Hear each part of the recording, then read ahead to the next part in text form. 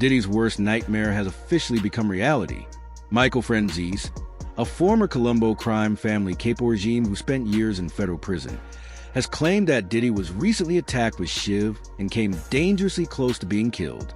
And according to him, the biggest threat to Diddy's life hasn't even hit yet. Concerned that Sean Diddy Combs could be assaulted, violently assaulted.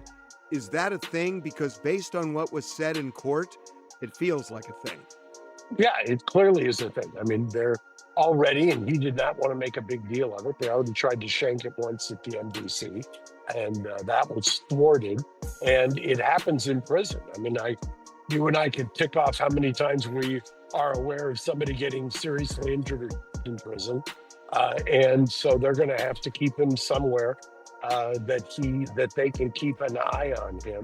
It would have obviously been better if he had gotten less time and had been at a camp, but he's going to be in a facility where somebody's going to have to, from the BOP, and I think they're well equipped to do it if they can, to keep an eye on him because he is a... Diddy's legal team is bracing for the worst after his longtime friend, Chiruchi Finney, revealed that Diddy's life is in serious danger behind bars. According to Finney, an inmate armed with a shiv managed to slip into Diddy's cell in the middle of the night and attempted to kill him. This marks the second time someone has tried to target Diddy, and shockingly, it's still not the most serious problem he's facing. And in prison by an inmate. It's now being reported that an inmate that is housed with Diddy in the MDC has held a shiv to his neck. And this isn't the first time that we are hearing Diddy say that he was threatened by an inmate with a shiv, so I'm not even sure if I believe it. But now we're hearing of the second attack that Diddy is facing in the MDC from his best friend Charlucci. A lot of people will remember him from the Diddy trial where he was caught outside a lot of the times wearing a Free Pup t-shirt. He was always there to support Diddy. Now Diddy's best friend is alleging that an inmate snuck into his room while he was sleeping and held a shiv to his neck. He then claimed that Diddy woke up, but he doesn't know if Diddy fought off this inmate or if the guard stepped in. Diddy's friend Charlucci is claiming that he believes that this inmate was just trying to intimidate Diddy because he said if he wanted to, he could have harmed him. And this is not the first time that we are hearing that Diddy was allegedly attacked by inmates. Diddy had submitted a letter to the judge before his sentencing hearing where he was claiming that he was attacked by an inmate with a shiv for wanting to sit in the chair that Diddy was sitting in. And in this document, Diddy was basically saying this is one way that you could tell that he is a changed man since he spent time in the MDC, because he said usually he would have fought back against this inmate with violence. He said he didn't, and he de-escalated the situation. Diddy is still waiting to be moved to a federal prison at the Metropolitan Detention Center in New York. Right now, he's a target, and the inmates around him know they could be rewarded if they manage to take him out. Diddy may believe his money can protect him, but when someone is determined, nothing can stop them. He had something very scary happen to him. One of his close friends is speaking out and saying that while he was sleeping at the MDC Brooklyn jail, somebody came and put a knife, pressed it to his throat. Now, as I keep digging into the story, they're saying, yes, a correctional officer or a police officer was the one who came and basically helped him out and, quote unquote, saved him. Yes. And so, obviously Diddy's lawyers are trying to use this as a way to just get him even moved to a different location. But right now, everything is kind of staying as is. Yeah, his safety being an issue when he's supposed to be, I think in some sort of protected environment. Remember MDC, isn't that where the Epstein situation happened? During Diddy's sentencing, his lawyer suggested that this isn't the first time he'd been targeted behind bars, noting that there had even been a previous attempt to harm him. According to attorney Mark Garagos, Diddy now faces multiple risks, not only physical threats, but other forms of intimidation as well. The severity of the charges against him, along with the evidence discussed in court, has made his situation extremely dangerous. In prison, people accused of crimes involving women often become targets, and Diddy's team knows it. Is he safe though? Did you say something about him getting stabbed? I was going to say Diddy's team is saying no, he's not going to be safe, because in court we found out that there was an attempt on Diddy's life, that there was a man that attempted to shank him, but they stopped it, the correctional officers.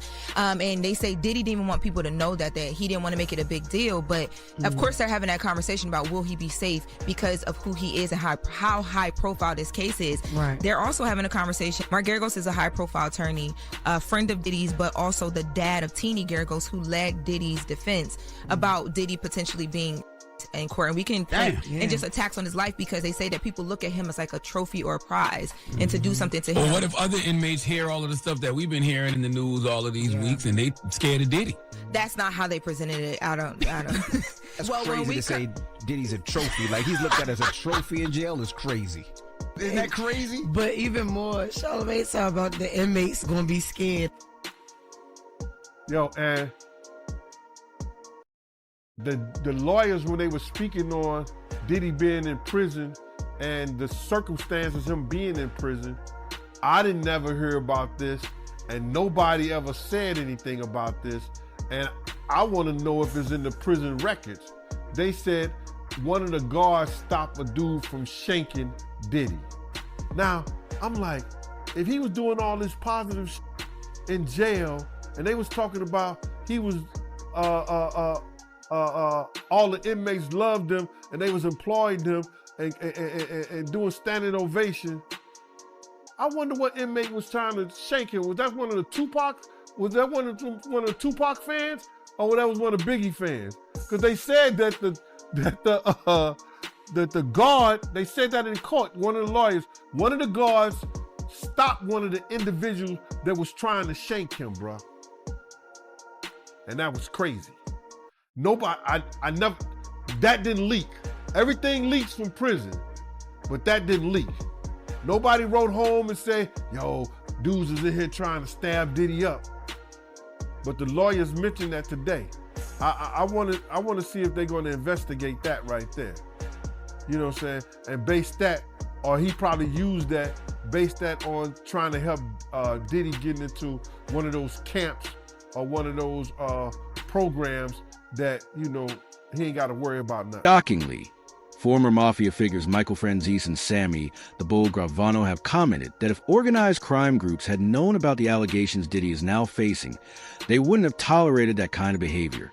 They emphasize that the mafia has a long-standing code against harming women. While their statements are opinions, not confirmed facts, some believe this attitude explains why Diddy may be attracting hostility behind bars. I mean, what this guy did is disgusting. I don't think there's a person alive, a man or a woman, especially women, who are not going to hate this guy. Whatever he did was completely disgusting. It's beyond criminal.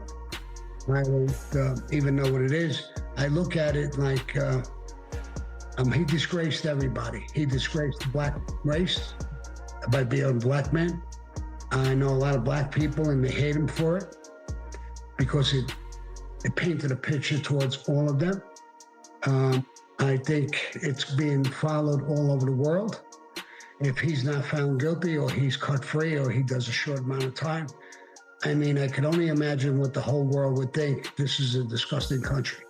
The murders were gruesome and violent and painful, and they served a purpose. They were meant to terrify people into staying in line, right?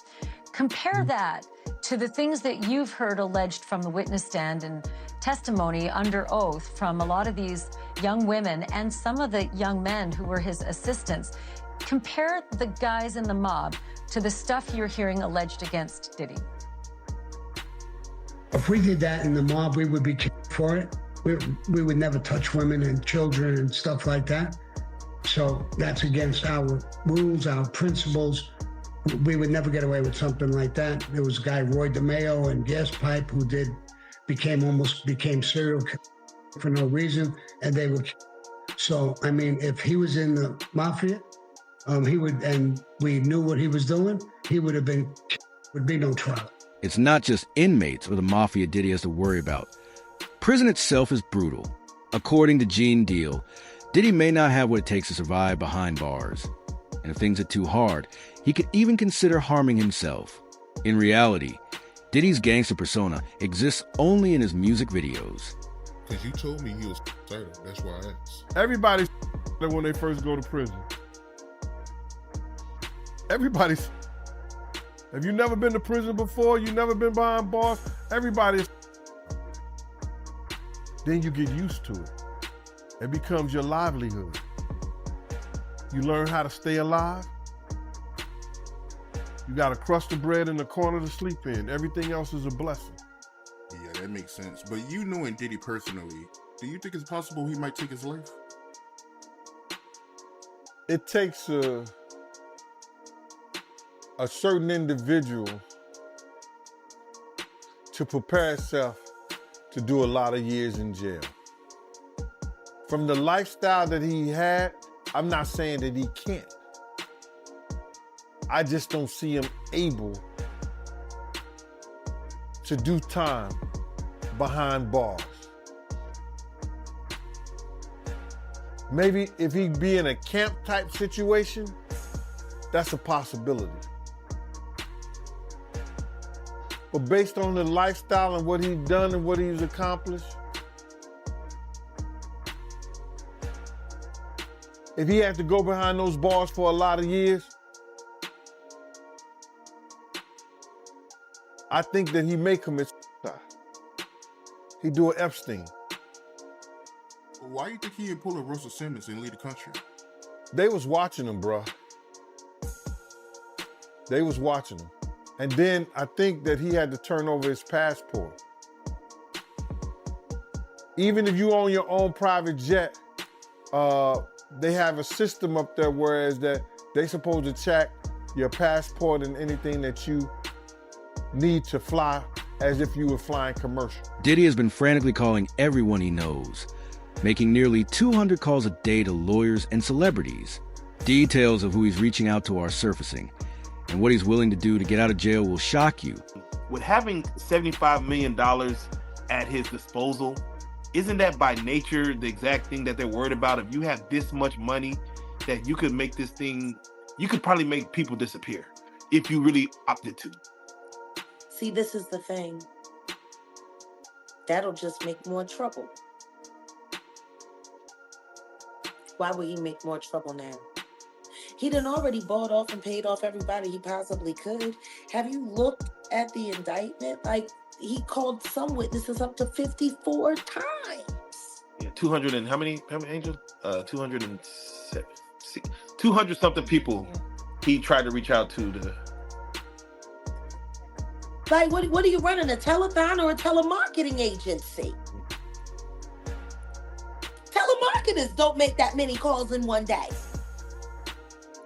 Or sometimes not even in a week, all depending on you was on that. You down for Diddy? Like, how does that conversation start? Hey, what's up? You know, I really feel bad about that last time I bashed you in the face with a Ciroc bottle. Look, we good? Last week, President Trump confirmed that Diddy's team requested a pardon, and he's considering it. TMZ reports that Diddy could be released as early as next week if it goes through. His lawyer, Mark Agnello, revealed Diddy told him, "I need a pardon. Get me a pardon." Days after Diddy was sentenced to over 4 years in prison on prostitution charges, President Donald Trump seems to confirm he's heard from the mogul's legal team. The comments coming Monday from the Oval Office as reporters asked about a pardon for Jeffrey Epstein's accomplice, Ghislaine Maxwell, who's serving 20 years for child sex trafficking. I wouldn't consider it or not consider it. I don't know anything about it, but I will speak to the DOJ. I don't know. I mean, I'd have to speak to the DOJ. I'll look at it. I have a lot of people have asked me for pardons. I call him Puff Daddy has asked me for a pardon. I love Diddy. You know, he's a good friend of mine. He's a good guy. I think he's a good guy. I'm going to stick up for him.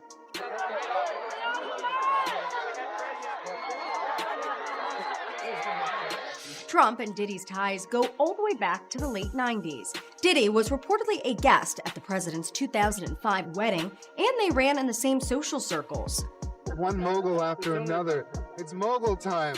It's your boy Diddy. ET's cameras caught them together at this New York charity event in 2008. President Trump, as we've just played, said that Sean Combs had reached out to him. Do you know how that happened? Did he write a letter? Did somebody place a call for him? How did that happen? I know that it did. I'm not going to betray exactly how, but I know that there has been that communication, and I know that obviously Sean would welcome a commutation or a pardon. That's no secret. I saw today with great interest that there was another person who the president commuted his sentence because of right, a Bitcoin what he person who pled guilty. Yeah, correct. And got sentenced, and president thought it was an overreach. If that was an overreach, and I forget the exact sentence, but I think it pales in comparison to Sean's. And remember, one of the things that is irksome, if you will, about Sean's, and I call him Sean, the president calls him Puff Daddy. I call him Sean as long as I've known him. One of the things that is somewhat irksome is that the government took a big swing at him, and basically tried to get him into take his entire fortune and net worth and the rest of his life. And they lost. And I think that the 50-month sentence was punitive, if you will. I think, if anything, he should have gotten some consideration for the fact that he took the gamble, he risked it, he went to trial, and basically beat all the mandatory life sentences and beat the mandatory divestiture of all of his assets. The most shocking part? Diddy has been in direct contact with President Trump about his pardon. One of his lawyers confirmed the communication, with a possible decision expected next week. Rumors say many in the White House oppose it, but Trump has made his own statements on the matter. John Diddy Combs, Right. would you consider pardoning him? Well, he was essentially, I guess, sort of half innocent. Yes. I don't know what they do. He's still in jail or something, but he was celebrating a victory, but he seems, I guess it wasn't as good as a victory. Probably, I was very friendly with him. I got along with him great. And seemed like a nice guy. I didn't know him well. But when I ran for office, he was very hostile. Diddy could be a free man by the end of this week. We broke a story last night that Donald Trump is seriously considering commuting his sentence. And there has been a lot of fallout with our story. By the way, commuting his sentence before he's even in a prison. Right. He's still at Brooklyn MDC waiting to find out which prison he's going to. But this is something that President Trump is considering. And the fact that he's considering it is causing a bit of an internal war at the White House, because not everybody in the administration thinks this is a good idea. So we are told this. And this is coming from somebody high up in the White House. We broke that story, incidentally, that right after the sentencing, his legal team, Diddy's legal team, got in touch with somebody who had the president's ear, and that the president was looking at paperwork. And the president acknowledged that like 2 days later. Yeah, in the Oval Office. 2 days later. Yeah. So we now know that Trump is considering, we're told that he's kind of waffling, he's going back and forth on this, but there are staffers in the White House telling him, don't do it. So we put this story up last night, and the White House immediately came out and said, Diddy's lawyer, Mark Garagos, hinted that a major move has happened behind the scenes and Diddy could be out soon. While details are scarce, it raises questions. Who's helping him? Who's protecting him? And what will he do once he's free? No idea about timing. All I know is everything that I read in that article looked accurate. Well, look, that's probably some relief to Diddy's team, And I don't know. I think they're moving ahead. I don't think anybody is counting on anything, and right. I think the reporting was accurate. How did you hear he's faring since sentencing? I don't know. I mean, I hopefully we'll see him soon and find out. I guess lastly, I would ask, what do you think his future looks like? I have the utmost confidence in Sean. I think Sean will make a comeback, the likes of which people are not expecting. So I I've watched him over. I've known him for a long time. I have the utmost confidence in him. In whatever sphere. I mean, he's done business, the he's music, iconic the in a fashion. lot of ways, and I think he'll make the cut. Diddy is reportedly trying to leverage his influence for a transfer to a low-security prison, where protection is easier to secure. In prison, location shapes everything: safety, power, and control. If his plan works, Diddy could live like a king, even behind bars. Believe is he's a guy with a lot of money. And I'll tell you, this happened to me when I went in there because of the profile I had, because of the way they wrote me up. You know, I had everybody and their brother inmate trying to do a deal with me when I got out, a business deal. They need money. Because of the fact that he's a money guy, I think he's going to have more friends than he will enemies. And in a medium security, normally nobody's looking to shank you. When you get into the higher institutions, when people are doing, a ton of time and there's no way you can benefit them, then you got a little more problem. But in a medium security, I don't think he'll have an issue at all. I really don't. He can be too much of a benefit to inmates that are always looking for something. And he could be a golden ticket for some people, at least in their mind. So he got off like a fat rat in a cheese factory. But for a dude like Diddy going to jail and spending all that time, I'm not saying it's going to be rough or nothing like that, because his former president of Bad Boy, Kirk Burrows, with the federal jail. You understand? Lil' Kim with the federal jail. So, because the type of dude he is, he'll make it, he'll be all right. And plus they going to send him to a camp, bruh. He'll be in somebody camp or somebody dormitory, whereas that it'll be real light for him.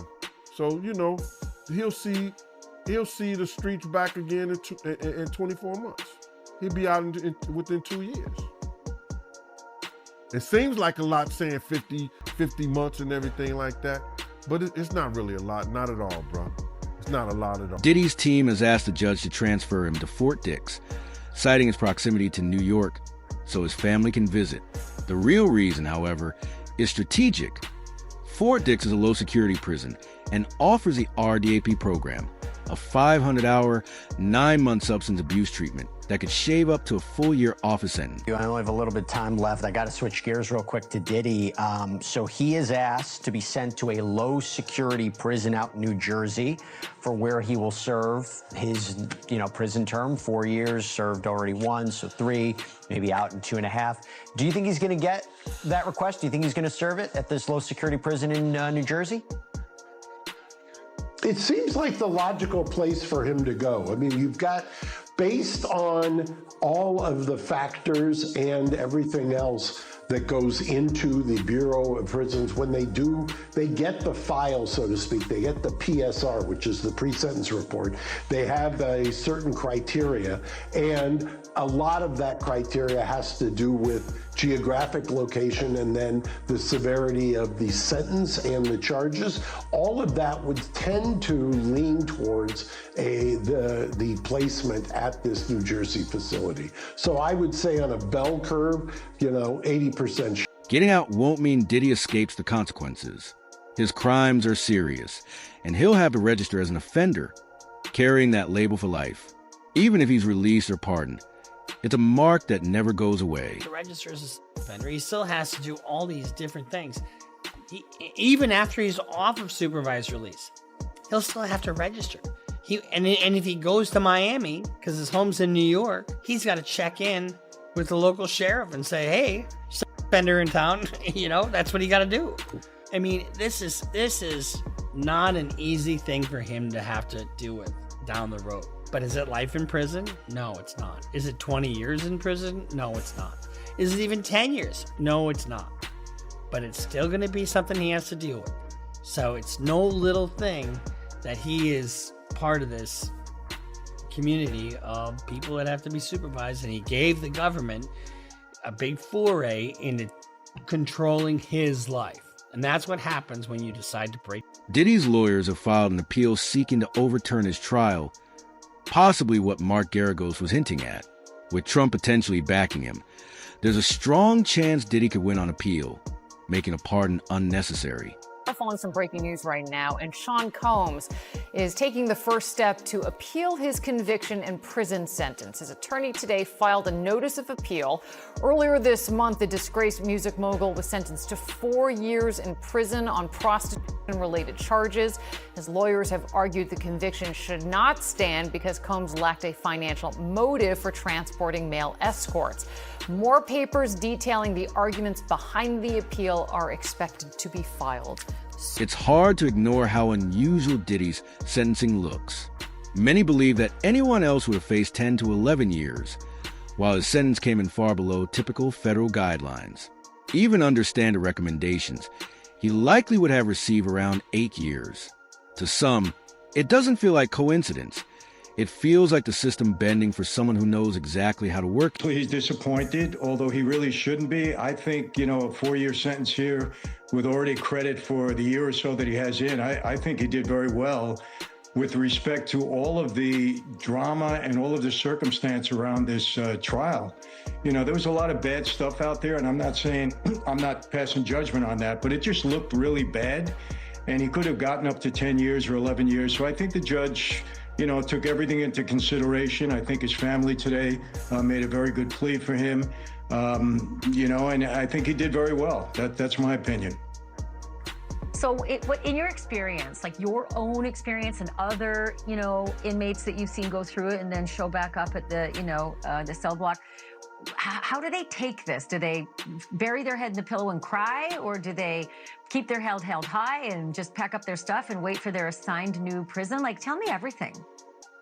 Well, everybody's different. I'm sure he went back was somewhat disappointed, so he's probably, dwelling on that. Hey, it could have been differently. Maybe I should have gotten out. Maybe he's a little bit upset, a little bit angry. I get it. All those emotions come into play.